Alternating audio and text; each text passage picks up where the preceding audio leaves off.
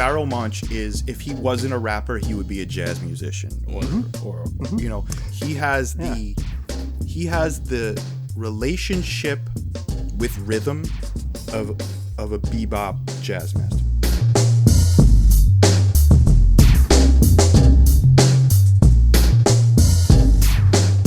Gary, thank you. Welcome back, guys. We are a hip-hop podcast. We are a podcast that analyzes, dissects, and gets to the bottom of the questions of, like, why is good music so great? What is it about music that just inspires us? What is it about the best artists and the best albums and the best songs that makes them the best, right? Like, why do I hold some music in such high regard, and why does other music make me sick? I don't know, but I think we're getting to the bottom of it on this show. So the way this show works is, you know, we're three old buddies. We've known each other since 6th grade. We've been, you know, tight since, I'd say, 8th grade, and we are now grandfathers. Or at least it feels that way. Most guitars. Yeah. But we've been talking about music forever. We've been debating and discussing and connecting over music for, as you know, since the mid 90s. And Grandpa's guitars. Basically, so the way this works is one of us, each episode, one of us picks an album. It's an album that we either want to learn more about, or an album that we really love, and an album that, like, speaks to us on a deep level, or even, you know, the dark horse of our favorite artists, you know, record library, like, whatever it is, it's something we want to talk about. And then we all, you know, we go our separate ways. We listen for a little bit, reconvene, and discuss. It's really like a book club. It's not a review show. Exactly. A book club is the way you force books on your friends and they have to listen. This is the way you do it with music. Yeah, kind of. Gary, remember how long you tried to get me to read A Clockwork Orange? Yeah, right. And now I could recite it. I loved it. Like, Ben, both of you guys, you've done this several times for me, where, you know, there's like and this is one of those experiences, by the way, where, you know, I really don't want to make room in my life for anything else. I'm good with the current, you know, art stored up here, and I'm fine. Life is okay, right? There's enough color in the world. But then you keep, like, no, really, like, seriously, check this out. Finally, you know, you have this mechanism where you kind of have my hands tied here. Like, this is the album we're listening to. All right, fine. I'll listen to this Pharaoh character. Like, I'm not big on pharaohs, you know, bad labor practice. I don't like pharaohs. Fine. Pharaoh's guy's a mummy on the album cover. Fine. All right, I'm gonna catch some Pharoahe. And I was completely surprised by how this was right in the sweet spot of the music that we talk about and the music that I personally love. It was really fun listening to this album, and it had all of the qualities that we, you know, let's talk about ingredients, right? It had really funny skits and interesting skits that are hip hop related. You know, I guess we'll get into it, but, like, it had really beautiful sound, really full sound, like wall of sound that pulls you right in, and you could listen to it straight through. Another ingredient that I love. It had this overlap of, like, oh, this really sounds like, you know, it's almost like you have like a glass of wine, or what you're supposed to do with a glass of wine. It's all wine, you know, all wine smells, you know, whatever, the same to me. But, you know, it's like, there's like, this feels like undertones. Some Erykah Badu undertones in this. Oh, she's actually on this. Yeah, right. And before we get any further, I just want to say what we are talking about today is Pharoahe Monch's Desire, right? We're talking about. That's right. I'm sorry, you know, but I loved what I didn't mean to cut you off, Gary, because I'm so thrilled. I'm sorry to cut you off, but I'm so thrilled that you had a good experience. This is like, there's honestly fewer things. There's not many things in life that make me happier than, like, introducing a piece of music to Gary in particular that Gary doesn't then, like, say something back, like, snarky or insulting, or, you know, years of abuse. like you know, like the fact that I suggested a piece of music, and again, his hands are tied. Like he said, he's got to fucking listen. You gotta fucking do it. You know, and that fact that he came back, a satisfied customer, it means a lot to me. Pharoahe Monch's Desire. Can we just? I want to just do a brief, hopefully, just fanboy out on Pharoahe Monch for a minute before we break down what Gary started to, which is Gary hit every box that I wanted to check, which I'm like, yes, stealing all your thunder, man. No, Gary. It means that I don't know. It gave me chills when I heard you all say all that stuff. I was so happy that you had that experience, man. But Pharoahe Monch, man. Let me just nerd out for a minute on him. You know, he is like a singular entity in the music world, in my opinion. You know, a career. If you look at his track record, right? He has released not one mediocre project with his first group, Organized Confusion, all the way through his solo records, all of them, and his new group, 13, which is a live band, and him. That it's a drummer, a guitarist, and him, and they are hard hitting, rock influenced band with Pharoahe Monch beasting on the mic. If you haven't heard A Magnificent Day for an Exorcism, his new album, I can't recommend it enough. It is his most politically charged. Sorry, go ahead. Did they do a Tiny Desk? They did a Tiny Desk right? Yeah, concert. okay, I thought I remember them. Yeah. So good, so good. And that new album, again, it's a group. It's called 13, but you could find it on, on his. You about to say find on Bandcamp, weren't you? No. You can find it on whenever you stream Pharoahe, you'll find it there. But they're also a group. Pharoahe Monch is not only, but very much one of the greatest lyricists of all time, one of the greatest spitters of all time, a syllable spit, professor. His relationship with rhythm, which we're going to get into, is on jazz expert level. But that's what he gets the most credit for. But he is also one of the illest producers ever. He produces so much of his own music, right? Organized Confusion, his first group, groundbreaking stuff. Groundbreaking, like decades ahead of their time type shit, which is, in my opinion, why they never popped off and never gained the notoriety and success that they deserved. 1991, they released their self-titled album, and they were doing things, they were doing things on that album lyrically that people still can't do today. Their sampling choices were so deep cuts. They sample my favorite Steely Dan song ever on that first album. They sample Green Earrings by Steely Dan, and it's as good as Green Earrings. It's so good. Then Stress, their second album, is one of the greatest, in my opinion, one of the greatest rap albums ever made. Didn't get the notoriety it deserved. And after their third album, Pharoahe went on to a solo career that had one of the biggest club hits ever, right? Mm-hmm. Simon Says, the that fact beat, that man. Yeah, even I knew Simon Says. Yeah. Bum bum bum bum. Bum, bum, bum, bum. I feel like I think of Godzilla every time I think of that. It is. It's a Godzilla. It is, right? Okay, I was wait, is my brain just doing that, or is that actually based in reality? All right, bro. Cool. That song, we could do a whole episode on how that song made him a household name and also kind of fucked up his situation because that his record label never cleared that sample. So it was a meteoric, massive, social significant song that turned into a giant liability loved. For him. And then eventually he lost the ability to make money on it, and it just it kind of disappeared for a while. But now he has complete ownership of that album. Thank God. He went through the trials and tribulations of a rap artist. Labels kept screwing him.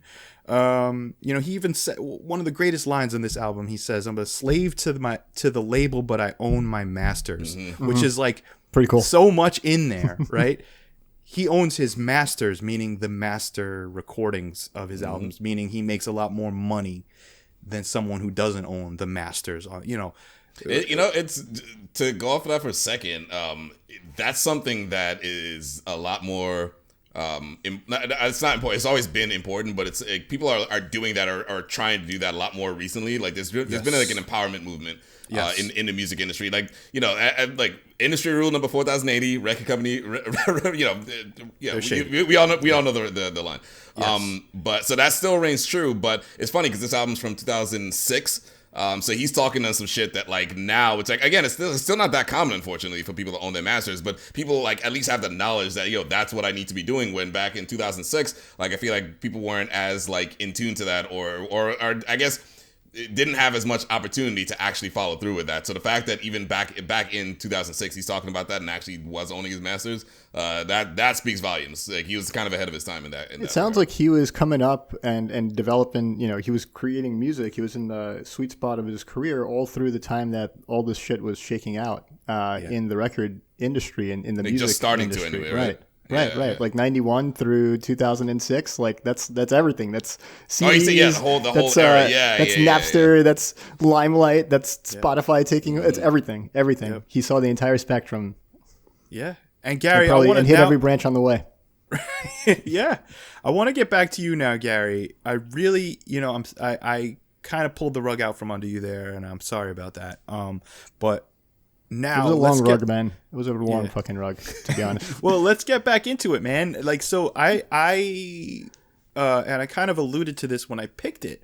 I picked this album for you, my friend. I said I went through my very, very, very long. And by the way, don't get used to it. I'm going to pick some shit you might not like, but but like, I went through the long list of the albums I want to cover. And by the way, we're going to cover, if we keep doing this, we're going to get to a lot more Pharoahe records, and we're going to cover Organized because they finally got their publishing back too. And they finally have ownership of their music, which is finally available on streaming, just like De La. So, but I just want to say, like, when I picked this album, I said, what can I pick that like Gary is going to be like resistant to at first and then say, oh, shit. So Benny, what do you think? What do you guys think won me over in this album? Yep.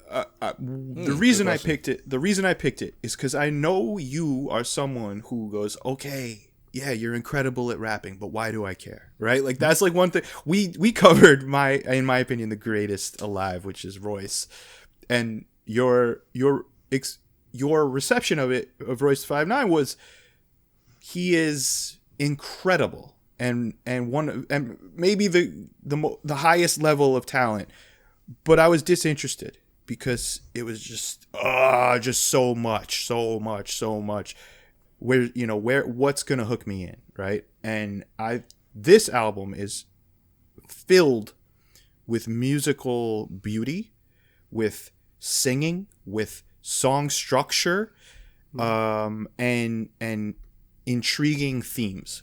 And I thought all of that is going to hook Gary in before he gets to the incredible lyricism of Royce 5'9". Yeah. Is there a track, Dion, that you think like stood out and like kind of got me to listen and got inside? Is it Push? My guess, if there's a couple, my guess might be Body Baby as one. That was a great one. Or Welcome to the Terror Dome. Also great. It actually was Let's Go. So I listened through the whole album like maybe twice, and I'm like, it just fine, like cool. I enjoyed it. Listening all the way through. It didn't really like nothing really stood out to me because I'm like doing things as I listen to music, at least the first couple of times, and then I'm listening to Let's Go. Right, this is a long track, and at the last like minute of this song, it won me over. Because it flips, it's like it's flipping through radio stations, right? So Pharoahe, it's like, and there's like static in between, and there's this like ghostly type of skit at first, right? Which was just hilarious, right? Then there's like some radio station with like rappers talking shit and like cooking up some beef, right? And then there was some like, it switches to like some creepy shit, and then the stranger, the trees, the stranger, yes. Oh, Save the Trees. Yes, Save the Trees. That was amazing. Save the Trees. That was excellent. How did I not think of that for you? Actually, some song about wanking. Like it was like that was hilarious. Yes. Yo, the stranger. Have you ever had a stranger? What the? Also, old Dave Chappelle skit, if you remember. Yes. So anyway, like wow, that was like this is clearly off the beaten track. You know, since you're talking about that radio little interlude at the end there of Let's Go, I also thought there was like a meta thing to that. Ben, let me know what you think of this. The fact that like it ends with him going through like different radio stations, and then he lands on one that ends up being the next song, which is clearly to me the radio hit, or what was meant to be the radio hit from this album. I feel like that was what song does it land on? Choice. Body Baby. So okay, let's talk about Body Baby. Yeah. Let's open it up there. Okay, guys, I'm gonna preface this by saying what makes this album so special in the world of hip hop. Right, it is evident that this man is not just a rapper. He is a songwriter, a song crafter, someone who's as comfortable. This song, Body Baby, right? Is that what we're talking about? So, yeah. I'm sorry, I had a brain fart. Body Baby is easily, it could be a Ray Charles song. It's a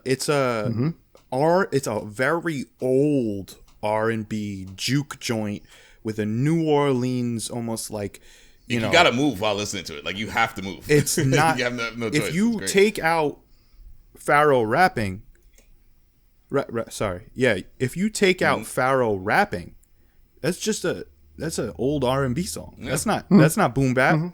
That beat is. Like you picture like a crew doing like a parade and like during Mardi Gras or something like that. Yeah, exactly. Yeah, like you said, New Orleans, exactly. It's not hip hop, right? It's not even hip hop, and yet Pharoahe can expertly rap on it. Oh, his flow just can't miss on that track, yo. Right? So like not only rapping, but rapping excellently on it. It's not like it's like I feel like just two different things. Like anyone could like lay down a verse and it can sound decent, but this like it not only sounds like some of the some of the best flowing and verses you've ever heard, but it's against like a backdrop like you said that isn't really rooted in hip hop, but somehow it works perfectly. Yeah, and I think that going back to the skit, I don't think this song was intended to be a radio hit. No hip hop station is gonna no hip hop station is gonna play a juke joint late 1950s, early 60s R&B song with Pharoahe Monch rapping over it. I think the reason I say that is because of the upbeat sort of like it's not pop. Obviously, it's not pop, but it has that like if you were to play this in 2006 and I heard this song on Hot 97 or even fucking Z100. I wouldn't be surprised. Oh, I would be shocked. Because why? Because Hot 97 and Z100, what do they play? They play the same shit. They play what's popping right now, and that shit was not popping. You miss what I'm saying. I'm just saying the sound of this just to me sounds like it's meant to be a sort of pop hit. That's all I'm saying. And I don't mean that as a negative thing. I think the opposite. I think it's great. Like how many pop hits some of our favorite artists have? Busta Rhymes and just like they've all got them. So I'm not knocking it. Just to me, that's what it sounded like. I don't know if that was the intention, but to me, like the radio, like the going through the radio dials and landing on this song, I thought that meant something. I thought that was an intentional choice. Yeah, I think it's the exact opposite. Interesting. All right. I think it's the least. It's like the least likely song to get played on the radio because it's just so. From this album. Yeah, it's just so outside the box. It's so not a type of music that would be played on popular radio. That being said, I think flipping through those stations, you have the what's with the harshness disc record, and like you got Kurt saying, and then you have like Save the Trees, and you have the string. He's kind of saying, look at all the trees. I think he's kind of saying, yeah, look at all this shit out there. Now I'm gonna hit you with some left field, like just like look at how fucking dope I am. Like look at what I could do. You know why? Save the Trees was left field. What's up, Gary? Save the Trees was left field too. Yeah. You know why I kind of thought that I'm realizing? Because to me, the song kind of reminds me of "Calling Out" by Lyrics Born. Like and "Calling Out" in itself was, as we know, was like the pop hit of his fucking career. Like he's still making money off of that from Coca-Cola, which is it's a great Lyrics Born. That song, it has what that song has, which this song does not have, is a funky, like boom bappy rhythm. where this rhythm is New Orleans old timey song structure. It is an old R&B song, like old, like not R&B of today, but like very old. Sure. So I just anyway, so Gary, you were saying this is the thing that hooked you. Talk more.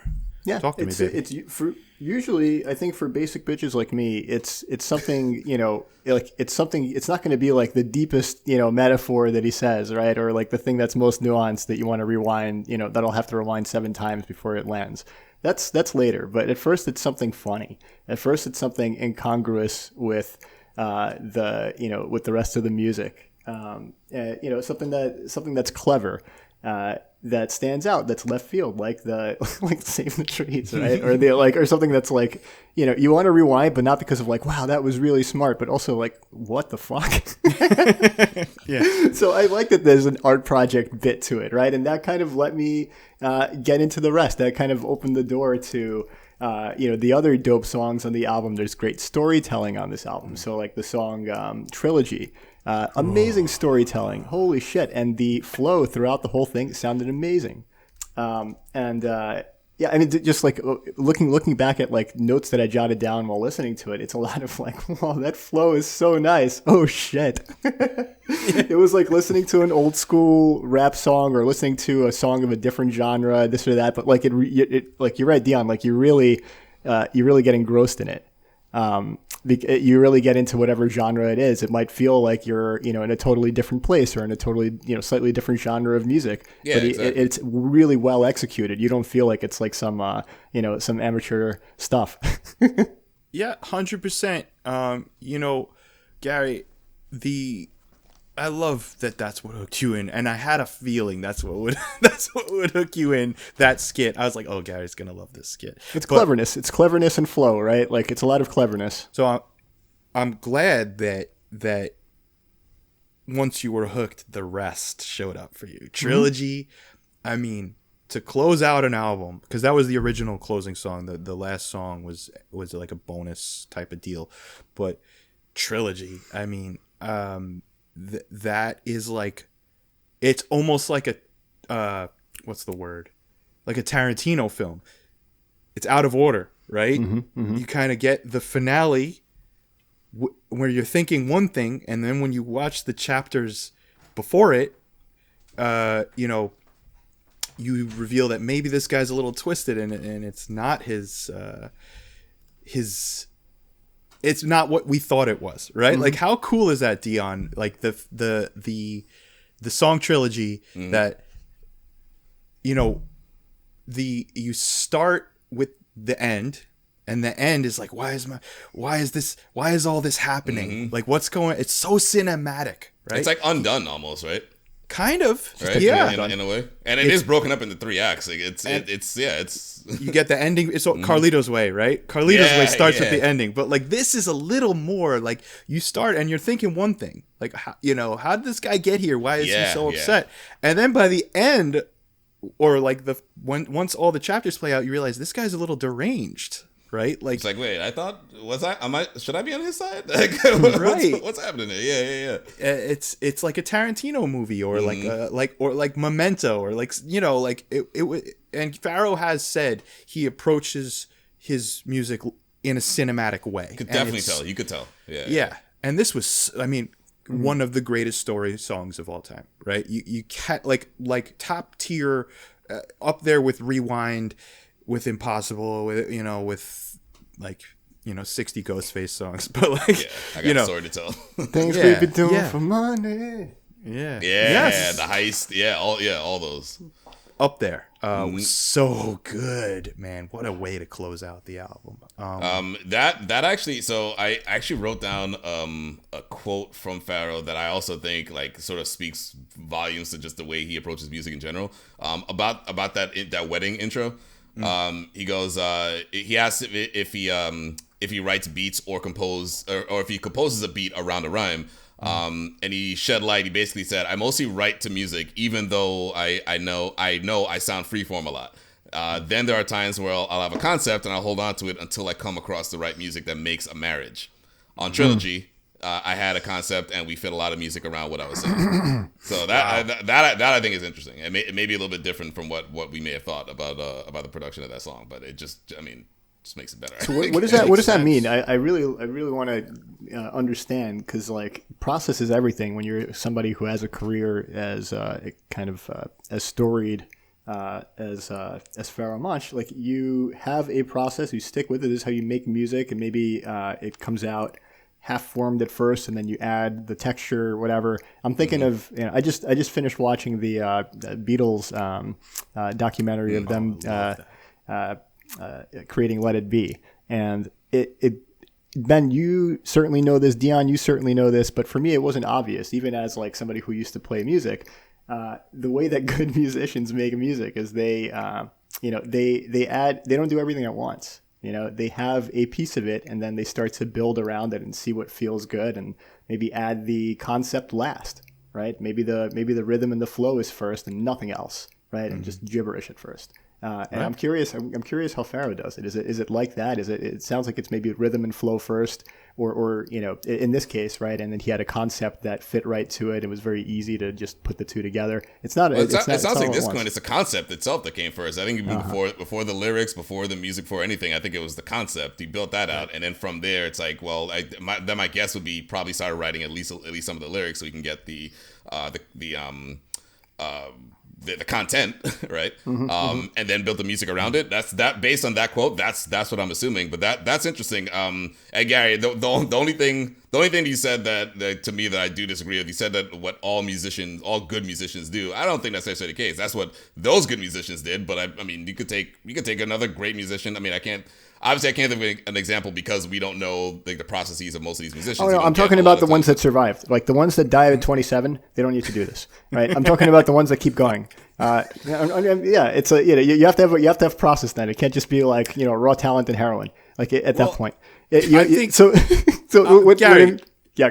Go ahead. I want to rebuttal that. So I think piecing both of you guys together here, I think you're right. I think a song like Trilogy is not just going to come about. He's not going to be like, okay, put the beat on, let me start writing, right? A song like Trilogy, an album, a collection of songs like Let It Be, song structured songs, I think for the most part are piecemeal. Like, okay, we're either going to start with a riff, or we're going to start with a concept. We're going to build around the concept. We're going to build around the riff. We're going to, just scrap it all and add a completely new time signature to it. Like whatever it is, right?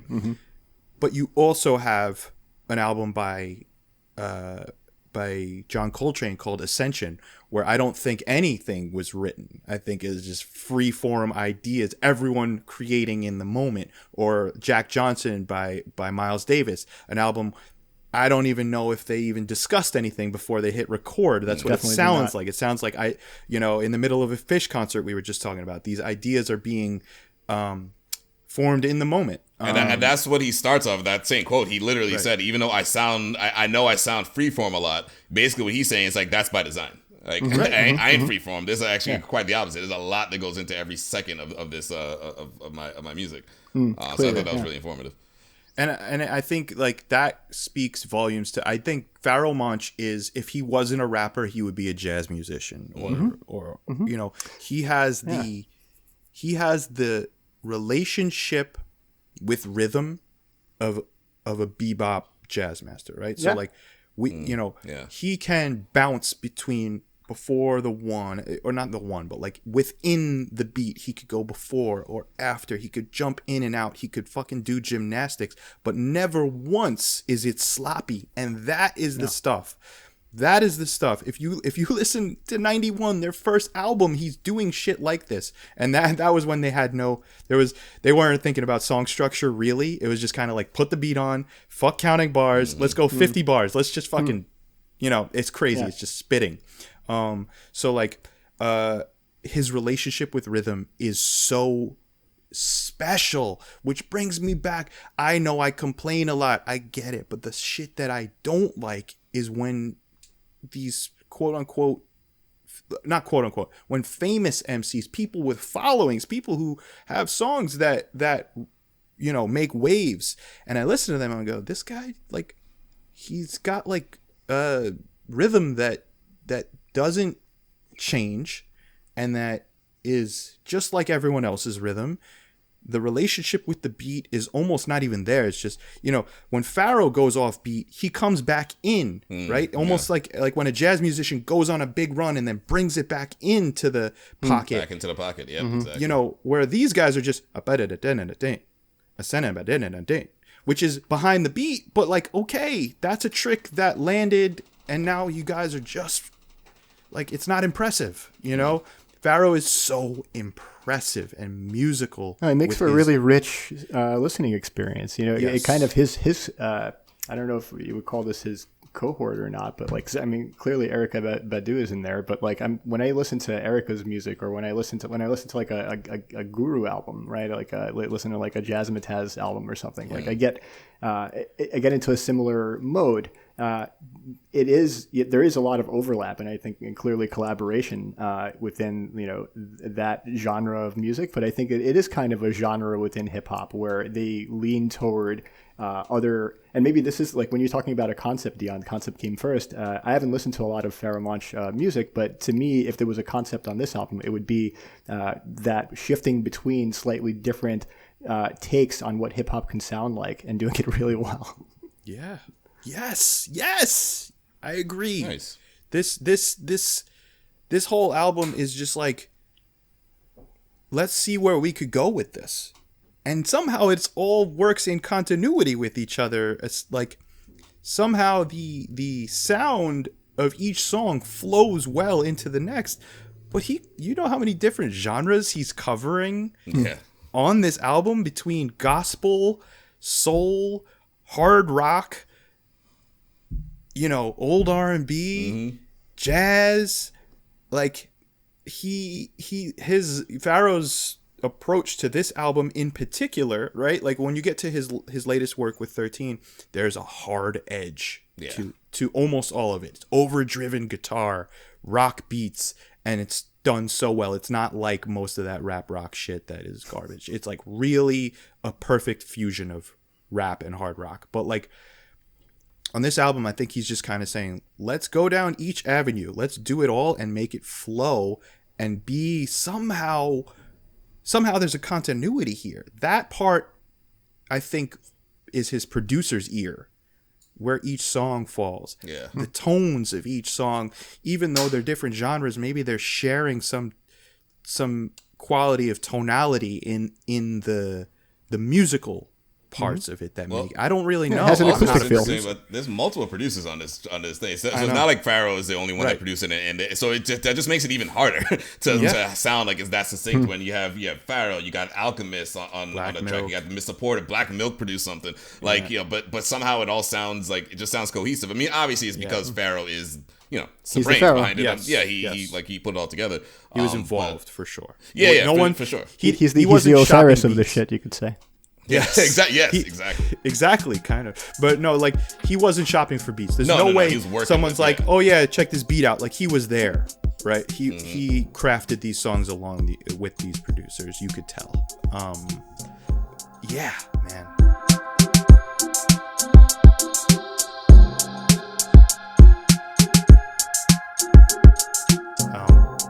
How about like some of the lines, just some of these fucking oh my god, I got so many highlighted. Bro, Dion, how did you feel about, I think it's on Push, when he talks about riding the bass line like Ginobili? Yeah, I was sports reference anybody? Literally just like Fife, like the 90s and 2000 sports references were all up and down. In fact, Push has, it's really one short verse by Pharoahe, but packed in that verse are so many references to mid 2000 shit. The George W. Bush reference to DVDs, Manu Ginobili, like it was. I love that. It's almost like he used the garbage delayer. Almost like a garbage delayer. Yeah, but he's got his wordplay is just so strong, right? And as a rap nerd, as someone who tried for years to just write good rap music, me, right? Like that, like hearing someone's wordplay and like mastery of just what you could do with words, right? Rides the bass line, right? He's talking about the way he spits over music, like Ginobili, a basketball player who stayed in that part of in that part of the basketball court, rides the baseline like Ginobili, like simple, they call them metaphors, but they're similes, but like a simple simile, but with so much jam-packed into, like, you know what I mean? Like, it's just a one line where it's like, oh my God, I got another perfect example. The first 2 lines in What It Is. Raps like Star Wars, only stars die, it's no sequels. Beat 3 cases, see 3 POs. Like, yeah, I love that line. Love that line. But it's like you said, it's like, I feel like every time I listen to it and hear it, it's like I notice even something else more within those lines that are just like layered upon layered, triple, quadruple entendre. Perfect, just perfect. Like even the beat 3 cases, C3 POs. It's not even until I was reading the lyrics I even realized that he was saying, oh, it's C3 POs, parole officers. Like it's I love it. He's the type of like Royce, and many others. Pharoahe is a type of artist that the more you listen, the more you discover. Not everyone is going to be the MCU, right? Like there's got to be room for David Fincher, and there's got to be room, for Terry Gilliam. Yeah. Yo, Terry Gilliam. They had your bar mitzvah or something? What's going on? Nah, Gary, these are some of the greatest directors. Some of the greatest directors of our time. You know their movies. Or fucking who did Requiem? Oh, Aronofsky went tomorrow. Darren Aronofsky, right? I put Pharoahe in that category of creativity, right? These are films, or the Coen brothers even, right? Like Dion, how many watches did it take of Big Lebowski for us to recognize that the 2 goons switch clothes mid-movie? Oh, yeah. Infinity for me. I never realized that shit. Like the hired goons, like there are 2 scenes in that whole movie. The first scene they're wearing a set of outfits. The next scene they literally have swapped outfits, and they don't mention it. They don't allude to it. You just gotta notice it. Nobody sees the polar bear when they're counting trampoline jumps. Yeah, exactly. I don't know what that means, but exactly. This is the type of music we're talking about here. This is music with so much thought and so much effort and so much meticulous arrangement of lyrics and music is there that the more you listen, the more nooks and crannies and details and connections you find. And you guys know me, right? I pay attention to music, right? I pay attention. This is pay attention rap at its highest form. This is rewind rap at its highest form. This is just the gift that keeps on giving, in my opinion. Ben, I think a good transition from that is something you brought up off wax about the Bullet series. One of the songs in that is When the Gun Draws Here, When the Gun Draws Here on this album. Is what I meant. Yes. And I think that's a perfect example of what we were just talking about like the attention to detail and like the like it's themed, but also I don't know. Let me stop. Let me let you talk about it. Like, what the hell is the Bullet series? What is a Bullet series? Can we start with that? Yeah, Gary, I'll tell you. So in '94, I think it was '94. Organized Confusion, their second album, which again we're gonna cover that album. It's so fucking good. They had a song called "Stray Bullet," which is written from the perspective of a bullet, the traveling, where the bullet hits, who it kills. Just like it's a song written from the perspective of a bullet. Fast forward many years later. This album, he's writing another song, When the Gun Draws, where he introduces it. Hello, my name is Mr. Bullet, right? So another song. This song really, really, in my opinion, is like a rare thing in hip hop that really talks about guns in a not so celebratory way, right? This is a song speaking about the horrors of gun violence and the societal problems that allow it to occur. I can't spit the line, maybe you have it, D, where he says like, would there be so much gun murder if the cost of ammunition was as high as the firearm. Didn't Chris Rock Chris Rock have a bullet control, man? Kind of. Bullet control. It's like, yo, can you make bullets each like $10,000 and you'll reduce violence. So, yeah, no, there's a line on here that's always stuck out to me is that kill kings in Tennessee, presidents in Dallas, like that always stuck with me. It's like, oh shit, yeah, wow, and just tiny little piece of metal just changed course of history a couple times. Yeah, and so we'll talk about this song in a minute because there's a lot to unpack here. And then on War, which is his next album, which we're gonna cover that one too. We gotta. I want to fucking just cover Pharoahe Monch. You guys better eat some healthy food and live a long time. Yeah, on War he has a song called "Damage," which again covers the devastation of where the bullet goes. And this is a trilogy of songs over the span of over 10 years that kind of are the next chapter in the Bullet trilogy. It's and that's incredible. Like that's like sticking to your guns, so to speak. That's another artistic choice that people have made in this genre of music. Like Redman, I think hopefully will continue with certain themes in his Superman albums, Lover. right? And, the Superman Lover, exactly. Yeah, certain skits, right? Ghost Weed, right, and De La Soul albums. I think was on more than one album. I'm almost certain. I think it was on Artificial Intelligence, and then they introduced Headless Horseman weed with Ghost Weed in the next album. Yeah, exactly. I love that there are themes that continue between albums because that's what makes a body of work, I think, that much more meaningful, special, fun to listen to, quirky. Yeah. What did you guys think? Or Gary, let's go to you. When the Gun Draws, how did that one hit you? It fucking didn't. I don't know. It drawing a real blank with that one. Really? Okay. Yeah. So let's dive in, D. Dope. I love a sparse beat. That just haunting piano. That stabs that are a little dramatic. Stabs that like kind of hit dun dun dun like that. You know what I mean? And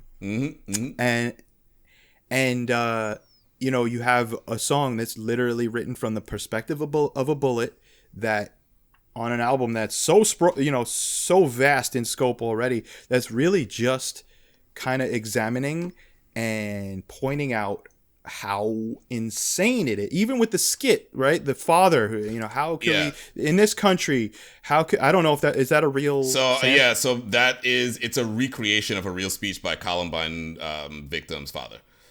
So I was gonna mention that like from the very beginning of that song, like it grips you because like even though it's a recreation, it seems real and genuine. I think they even keep like the stuttering, like this one part where he goes like he says like a guns when he meant a gun, like but he corrects himself. So that brought a level of authenticity to it, which again it is like again this was a real speech by a father whose child unfortunately died during Columbine. But that's the first thing you hear from this track. So like you said, this isn't a track that glorifies gun violence at all. Like the complete opposite. Like what other rapper puts a speech from a Columbine parent at the beginning of one of their songs to spread a message? Like I thought that was really powerful. And this was 2006, man. Like all of this stuff, this problem like truly fell off a cliff. Even right after like 2006, and is still like maybe it's still in free fall today. But like he was identifying something that was a real pain point in society that continued to get worse.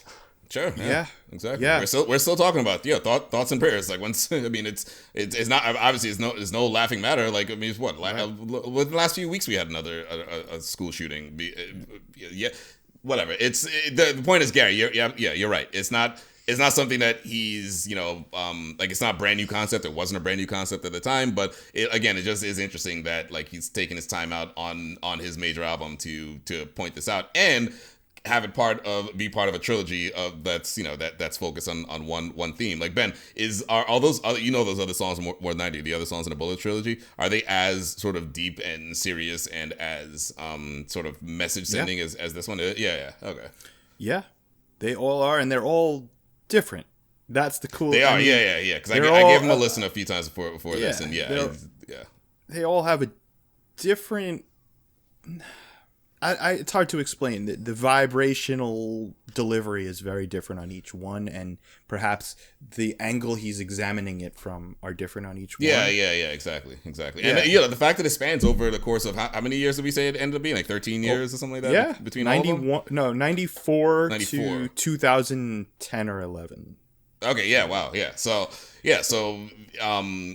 the his mindset might have changed too. Like he might in '94, like he had one thought, and then by the time he makes the next one, he's like, you know what? I've since then I've grown a little bit, or I've regressed a little bit. Who knows? Mm-hmm. And now I'm going to talk about it from this standpoint. Like I thought it was I thought it was pretty powerful, and also it's really a song that has kind of two short-ish verses.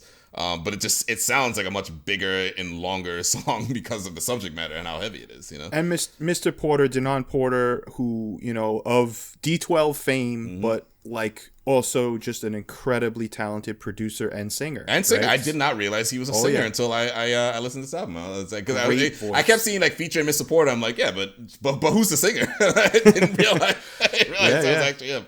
That's great. I mean, what a career he has, right?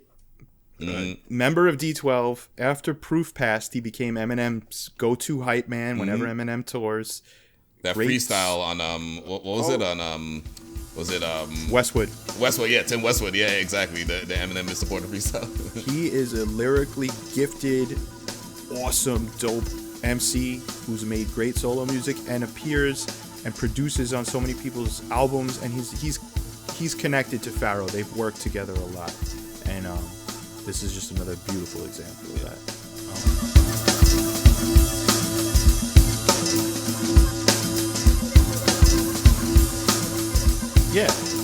So I'm gonna leave it. I'm gonna throw it over to maybe you, Dion. Is there a song that we haven't tackled yet, or maybe a song that we did talk about that you want to dive deeper in? I think my favorite track on the album might be "Welcome to the Terrordome."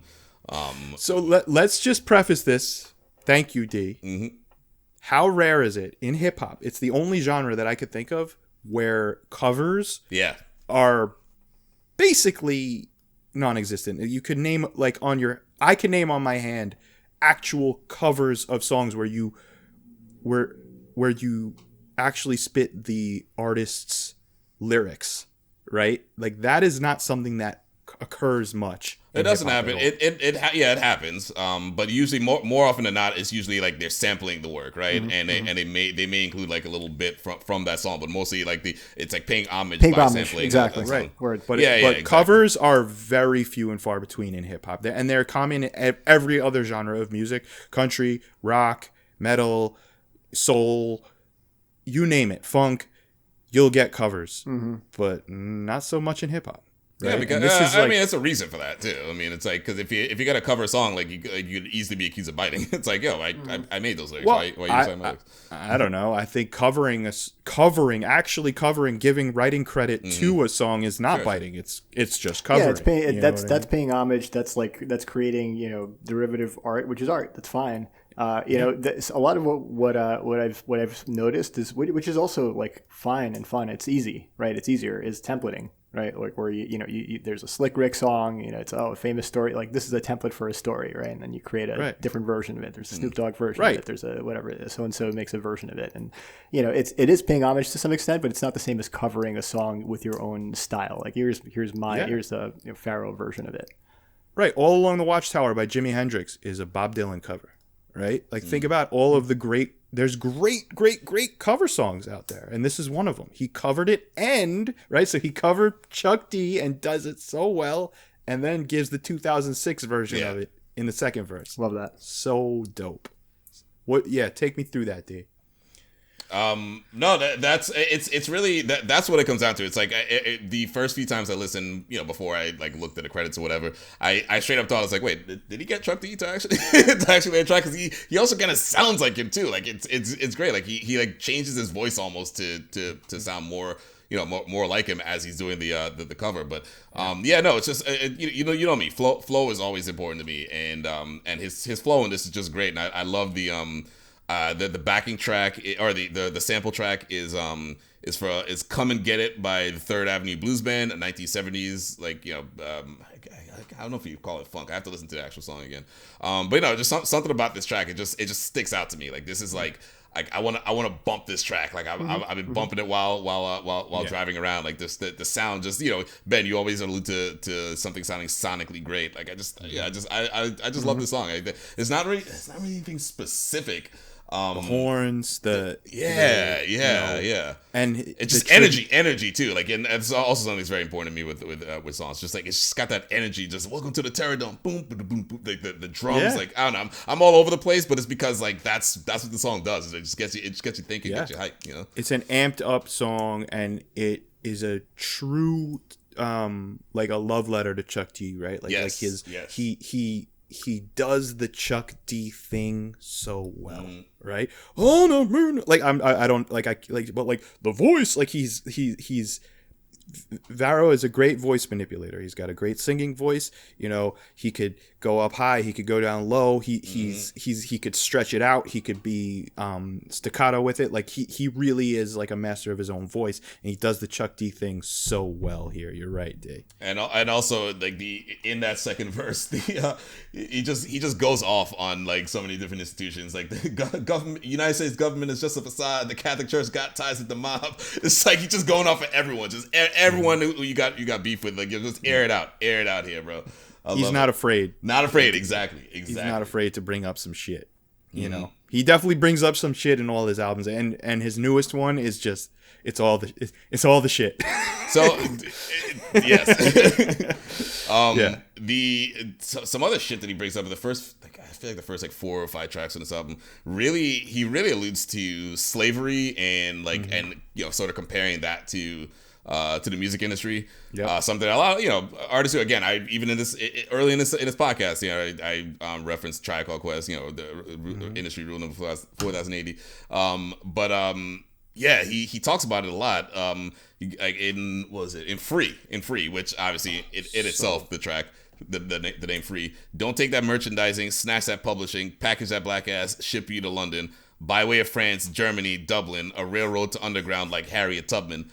So I feel like there's a few meanings that could be. So yes, if you look it up, like for example, like if you go on Genius or whatever, it's the obvious thing is like, yeah, it's like the slave trade, and like, you know, the comparing to Harriet Tubman, it's like, yo, like it's almost like Pharaoh or people like Pharaoh are like trying to pull people out of that sort of mentality, right? I kind of looked at it in possibly a different way. Instead of like the way I looked at it is like, instead of utilizing record labels, rappers should take that shit upon themselves. You know, again, don't take the merchandising, don't give into the extra shit that distracts you. You know, even though it nets you a lot of money, you know, this or even though it may not net you a lot of money, snatching the publishing for yourself. It's like we talked about earlier. Like this, it just goes back to owning your masters. Ironically, as you know, a lot of underground rappers find success. Again, really ironic, but find success in European markets. Oh yeah, right? Yeah. So it like huge success. Like a lot, like MF Doom. Like, you know, you go over there to England, like you'll find all of his vinyl there. Like, you know, all of the legends, all of the underground cats, 90s guys who fell out of fame will go and tour Europe. Because Europe shows them more love than America. Exactly. Crazy. So that's what I was saying. Maybe it's possible that him saying the railroad to the underground is actually leading to a certain freedom by going to Europe and having those more freedoms and getting that more money out of it. Which is, again, I can't even stress the irony for this, because Europe are the ones that started the triangle trade and the slavery trade. Like, you know, fuck that shit. But it's just really funny. It's almost like it's like taking ownership and like and being empowered by it. It's like, yeah, fuck the history or whatever. Like this is almost like a fuck you back to the original like sort of oppressors. It's like, yeah, no, I'm gonna make my money by you guys, because there is no sweeter revenge than that, right? Using that very same system and succeeding with it. Hell yeah. Exactly. Right, and that, you know, he talks about that. Actually, I've been listening to a lot of interviews with him. He's someone who it would be a dream to just talk to this guy. Like I would love just a moment in time to sit down and talk to this guy. He sounds so insightful. Like I would just love to pick his brain. Yes, his interviews are there. You know, you ever like listen to an artist in an interview and you go, man, I love his music, but shit, he sounds like a real dick. You know, like oh man, that song is great, but he just like made me hate him a little more by just listening to him talk. This is not that. No, like no. He's so, there's so much humility in the way he talks about himself and so much reverence for other artists that, and it's clear in his music too. But anyway, he on the I think it was on the Questlove podcast he did, the Questlove Supreme, which is such a great podcast and podcast title. But he said that War, which was his first independent album, is the thing that he had that like when he like looks at it, it might not have sold the same numbers as Desire and Internal Affairs, but it was the best one for him because I think he owned it was all his shit, right? Like the money wasn't going elsewhere, which again the record industry is a fucking lie. Right, like basically, it's a lie. You ever hear the song "Welcome to the Machine" by Pink Floyd? Sure. Oh no, not "Welcome to the Machine." I apologize. "Have a Cigar."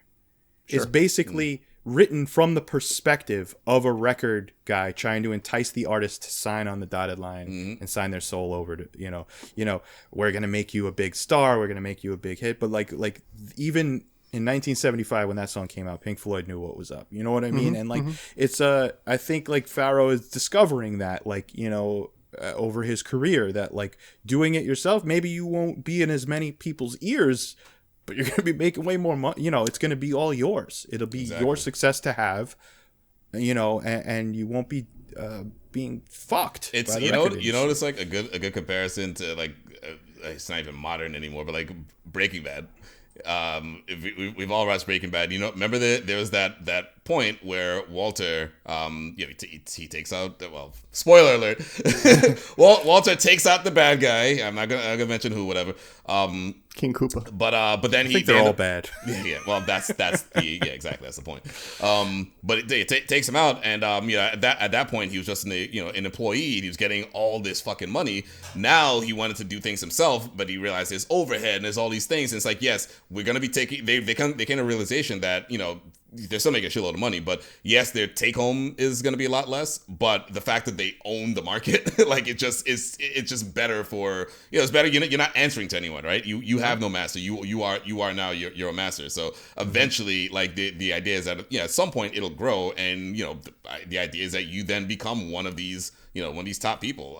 If that's what you want. I'm not saying like his dream is to become a Diddy or a Dre or no, clearly not, because he's using the the Ben distribution model, and that's hard, right? That's like hearts and minds, one Gary at a time, and that's hard. There's a reason why, and we talked about this with De La Soul also. There's a trade-off.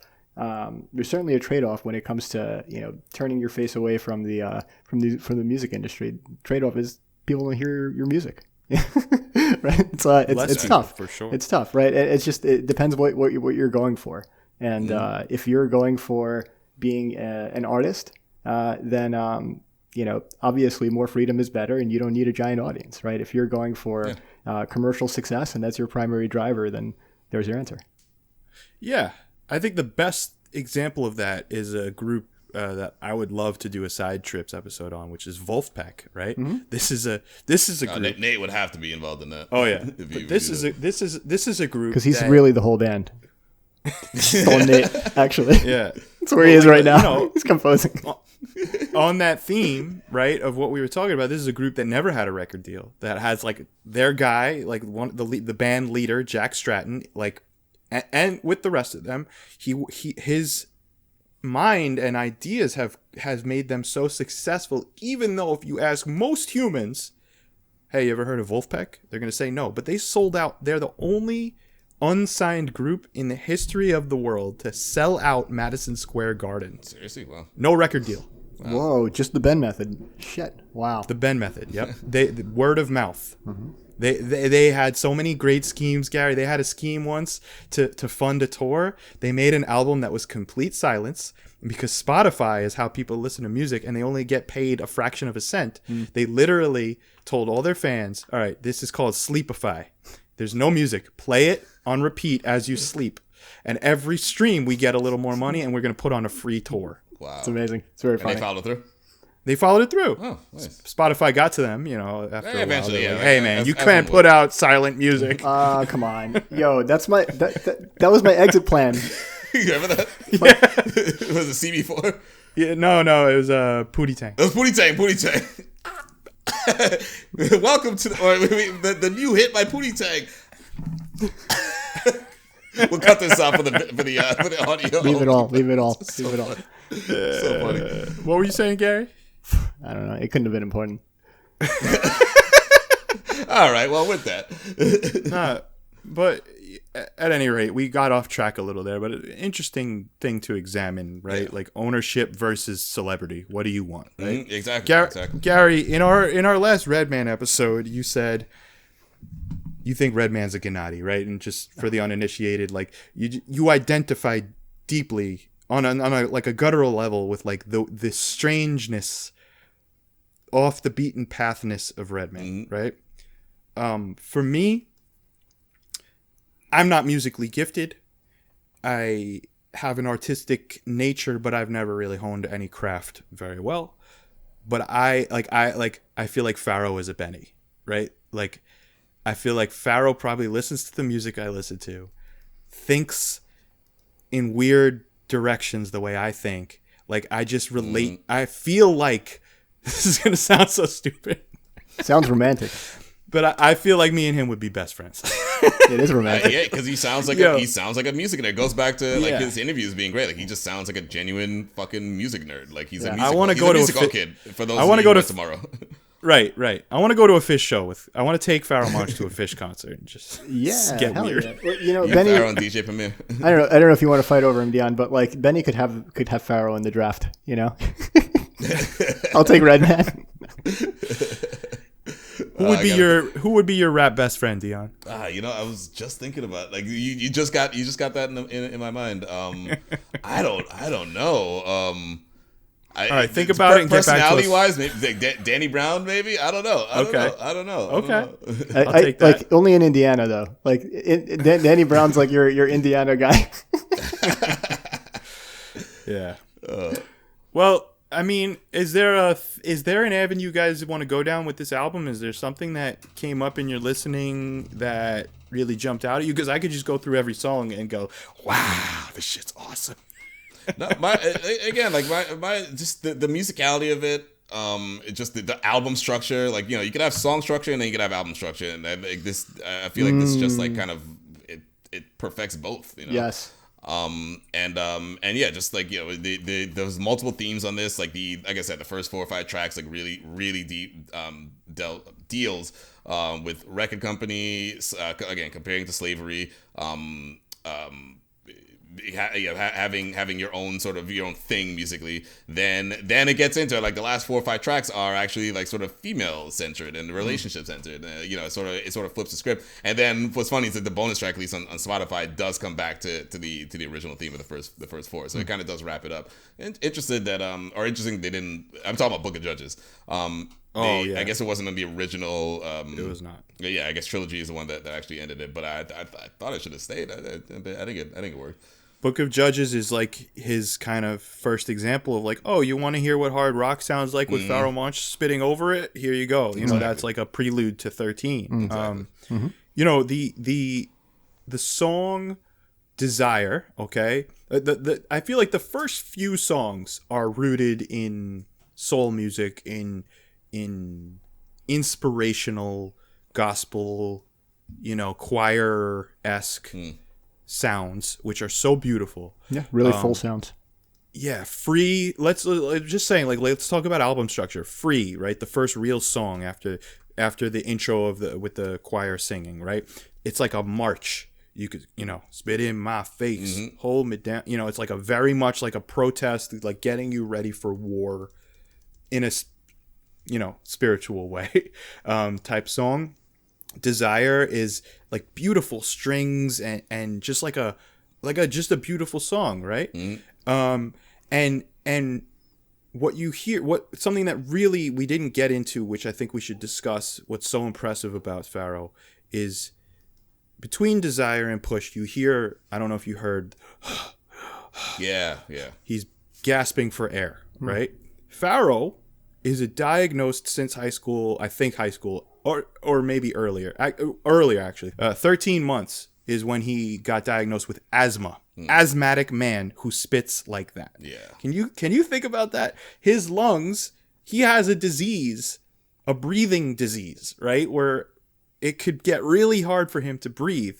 So I heard an interview with him where he said he developed his John Coltrane goes on these long runs where he's not taking a breath, just gets all that musical information out in one breath. And Pharoahe, inspired by Coltrane, that's his approach a lot of the time. So like I think that's so cool and impressive that an asthmatic can be as wordy and have as that much breath control, deep breath and just You say Coltrane, and we were talking about this earlier about people that like musicians that are also amazing producers. The output, like the finished product, is that much more polished. And I think that's something I've learned from doing this project with you guys and listening to a lot more music that I haven't listened to before. When you have an amazing producer involved, it makes a difference. It makes a big difference, right? Like this thing is an edited, thoughtful concept from start to finish with no waste. And everything in it is thoughtful, and how it might sound and flow was deeply thought about, for sure, right? Like I think about anything with here's a great example. So like I love Snoop Dogg, right? But there are some pieces of music, like when Snoop Dogg released Bush, right, this couple of years ago. This is an album where he did collaborating with Pharrell. It's a Snoop Dogg album in every respect, right? You have like the traditional Snoop Dogg radio track introducing deep voice, right? Like whatever, like you're listening to radio station, whatever, some like dirty jokes.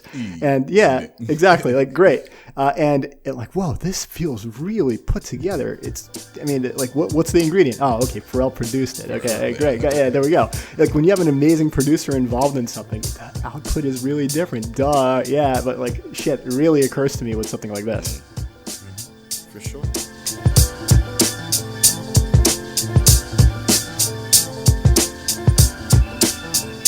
You guys want to do last licks now? And I feel like we've talked about this in this format to the best we can, right? There's a lot here, and a lot that hopefully as friends we can continue to appreciate about this album. But I think we've kind of covered the ground we're going to cover here. So I'll start, okay, and then Gary, then Dion, because Dion's gonna pick our next album.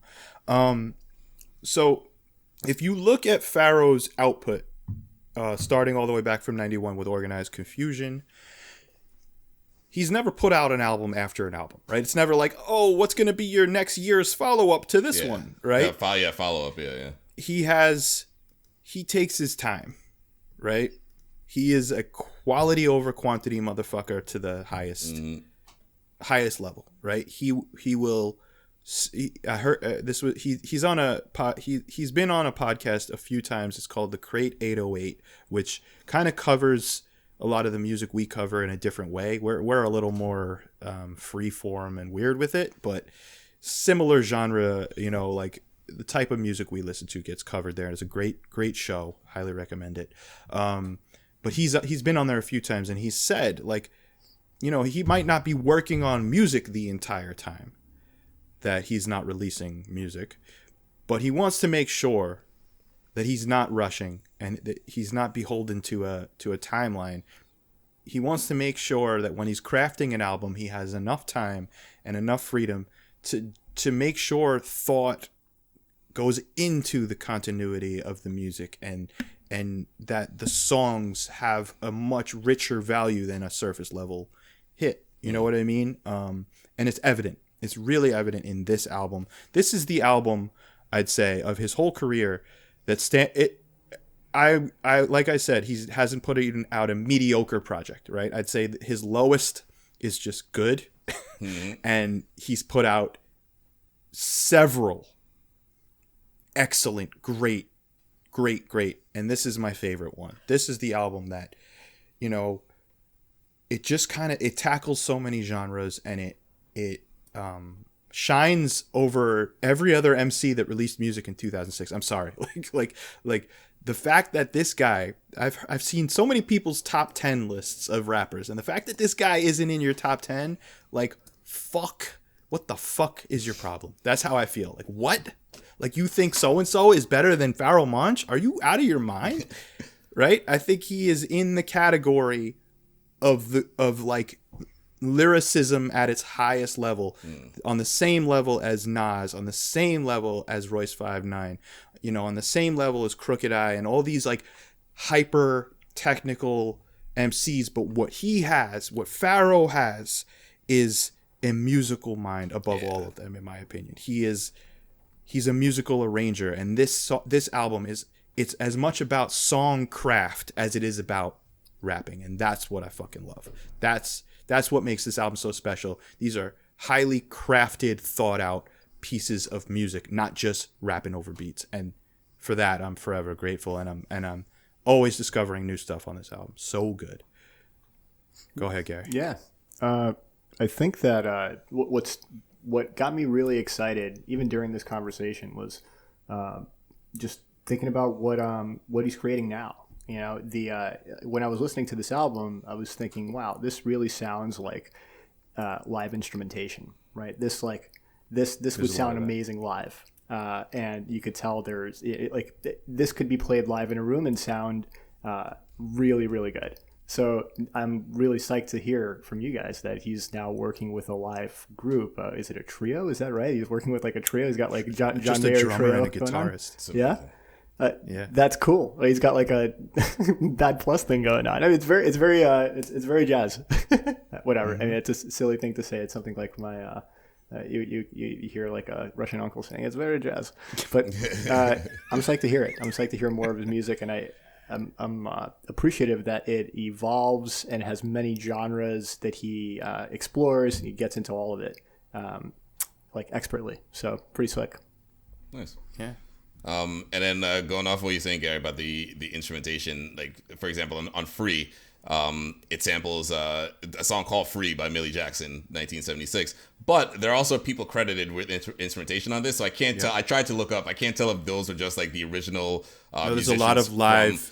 There's a lot of live instrumentation. On So that's what I was trying to figure out. Like, is it a recreation of the song, or are those artists just the original like musicians for Millie Jackson in 1976? I think it's the former. I think Ben, I think you're right. I think it's a little of both, but I definitely think there's some live instrumentation in the studio.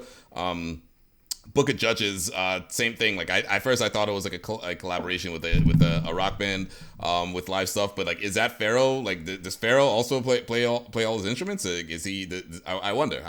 Open-ended question. I'm not sure. I wouldn't be surprised, but like that's like super rare. But I wouldn't be surprised. Exactly. Right.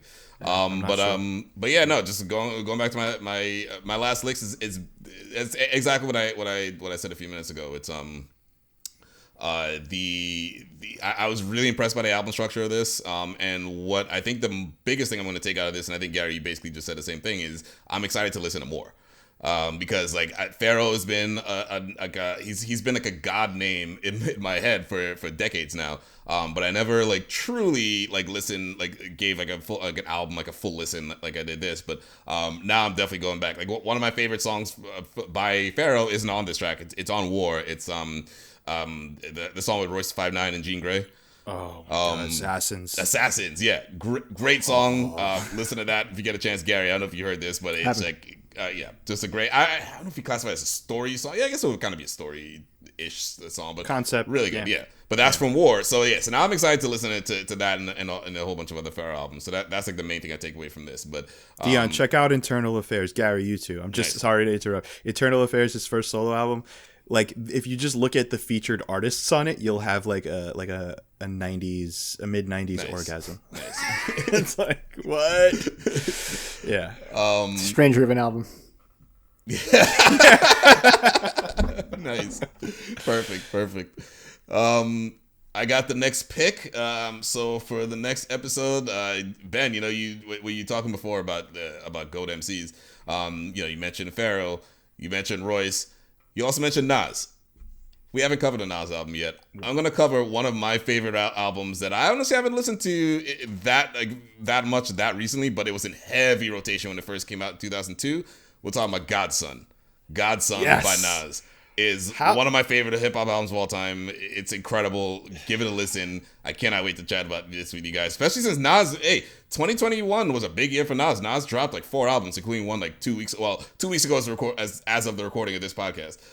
So he's hot right now, man. He's working with Hit Boy, working with a whole bunch of people. Godson by Nas from 2002. Give it a listen. Can't wait. How have we not talked about Nas? I know. It's We have, but we haven't covered a Nas album. Nas has been part of every conversation we've had, I think. Yeah, exactly. That's true. He's probably been mentioned in every show. It's kind of like Illmatic. Everything's like Illmatic. Everything represents. All right. Wow. Yes. Go listen to Godson. If you dug this, we would greatly appreciate a like. Click like if you found us on YouTube, subscribe to us on the streaming platforms. The reason we ask is not because like we think we're so cool and we think you should like us, but the reason we ask is because it helps other people. It helps other people find us, right? We're getting our show off the ground here, and we think we're pretty great. But if you do too, hitting like and subscribing and maybe telling a friend helps other people like you find us, and we would greatly appreciate that. I want to thank Nate, our producer, the fucking man. He put together our website, theraplizards.com, where you could find every episode we have done already, as well as my top 10 MC list, a couple of extras there. We're gonna put up other things there. You can find Gary's awesome garbage. What's it called, Gary? Garbage what? It's a delayer. Garbage delayer. If you want to delay your garbage taking out, theraplizards.com is where you could find that. And I want to thank Fred, the Red Walrus, the guy who put together those beats that you hear, intros, outros, interludes on our episodes. They're probably hearing it right now. Probably, yes. You're probably hearing it taper out over my voice.